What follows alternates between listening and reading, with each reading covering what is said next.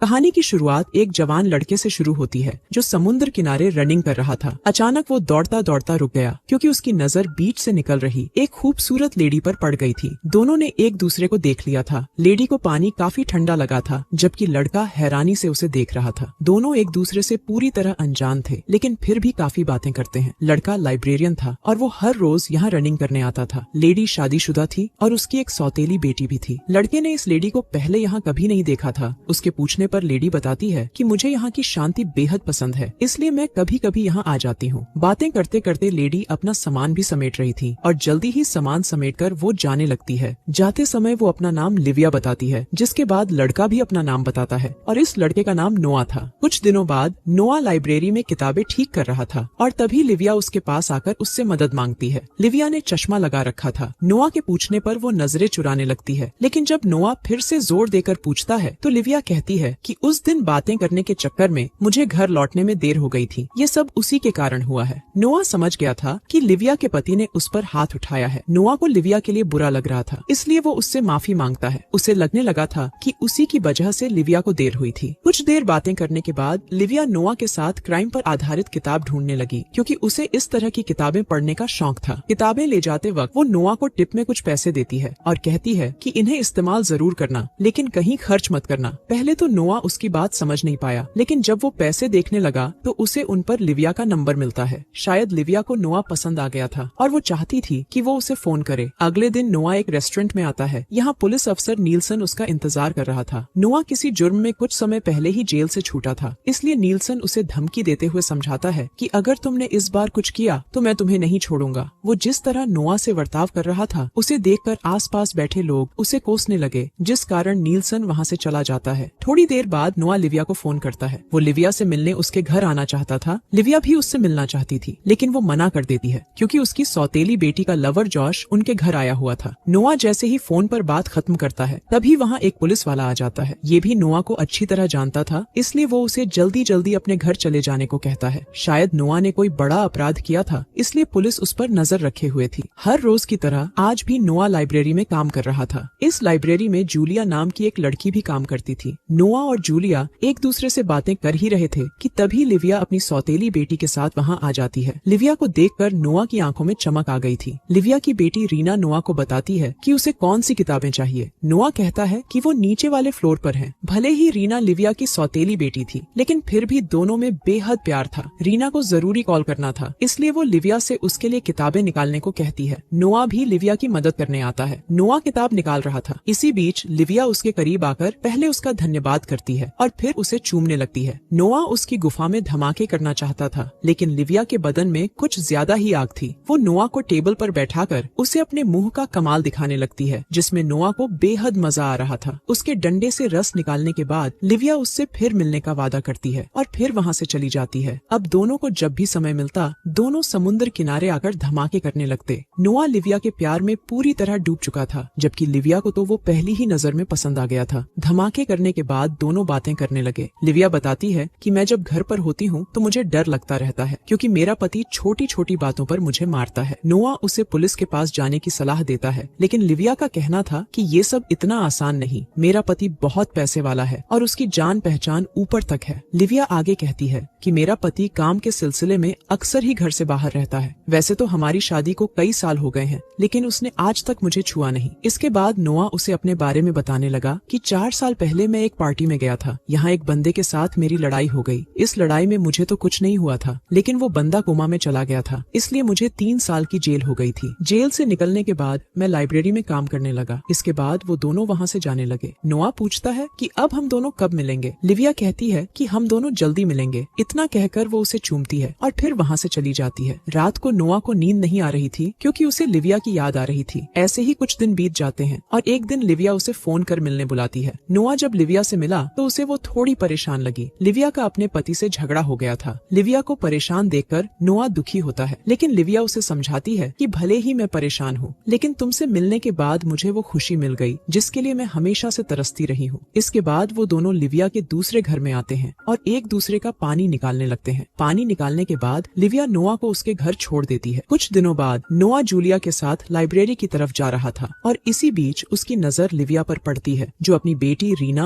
और उसके लवर जोश के साथ बाहर आई हुई थी। इन लोगों में कुछ खास बातचीत तो नहीं होती, लेकिन नोआ को जूलिया के साथ देखकर लिविया को जलन जरूर होने लगी थी। उसी शाम लिविया नोआ को फोन करती है। लिविया की दबी हुई आवाज सुनकर नोआ समझ गया था कि जरूर लिविया के पति ने उससे झगड़ा किया है, लेकिन लिविया उसे कुछ ठीक से नहीं बताती। असल में आज लिविया के पति ने उसे बहुत मारा था, इसलिए वो बेहद उदास थी। बातों बातों में नोआ कहता है कि मैंने एक किताब पढ़ी थी जिसमें हैप्पी एंडिंग थी। अगर तुम्हारा पति मर जाए तो हम दोनों भी साथ में रह सकते हैं और अपनी कहानी को हैप्पी एंडिंग दे सकते हैं। लिविया को भी नोआ की बात ठीक लगी। अगले ही दिन दोनों लिविया के दूसरे घर में मिलते हैं। लिविया उसे बताती है कि मैं और रीना 2 दिनों के लिए बाहर जा रही है। इस दौरान मेरा पति घर में अकेला होगा। वो आगे कहती है कि मेरे घर न तो कोई अलार्म है और न ही कोई कैमरा, लेकिन मेरा पति अपनी गन अपने साथ ही रखकर सोता है। नोआ हैरान था क्योंकि लिविया ने सारी योजना बना रखी थी। वो उससे पूछता है कि कहीं तुम ये सब उसके पैसों के लिए तो नहीं कर रही। लिविया बताती है कि ऐसी कोई बात नहीं, क्योंकि उस साले की मौत के बाद उसका सारा पैसा उसकी बेटी रीना को मिलेगा, न कि मुझे। योजना बनाने के बाद दोनों एक दूसरे का पानी निकालते हैं और फिर वहाँ से जाने लगते हैं। जाते समय नोआ लिविया से कहता है कि अब से तुम मुझे फोन मत करना। अगर कोई जरूरी बात होगी तो मुझे सिर्फ एक मैसेज करना, और वो भी कोड वर्ड में। एक बार हमारी योजना सफल हो जाए फिर हम दोनों हमेशा हमेशा के लिए साथ होंगे। नोआ लिविया के प्यार में इतना पागल हो चुका था कि वो साला उसके लिए कत्ल करने को भी तैयार हो गया था। कुछ देर बाद जब नोआ अपने घर पहुंचा तो उसे वहाँ पुलिस अफसर मिलते हैं जो उसी का इंतजार कर रहे थे। नीलसन उसे बताता है कि शहर में कुछ चोरियां होने लगी हैं, इसलिए हमें तुमसे इस बारे में बात करनी थी। नोआ कहता है कि मैं इस बारे में कुछ नहीं जानता। वो दोनों उसे अपना फोन चालू रखने को कहकर वहाँ से चले गए। अब आधी रात को नोआ एक मास्क पहनकर लिविया के घर में घुस जाता है ताकि उसके पति नेथन को मार सके। सबसे पहले वो लिविया के बेडरूम में जाता है। वहाँ नेथन तो नहीं मिलता, लेकिन उसकी गन जरूर दिख जाती है। इसके बाद जब वो नीचे आया तो वहाँ उसे नेथन नजर आता है जो अपनी बेटी रीना से फोन पर बात कर रहा था। इससे पहले कि वो उसे मार पाता, नेथन अपनी गन उठाने भागता है। नोआ उसे रोकने की कोशिश तो करता है, लेकिन रोक नहीं पाता।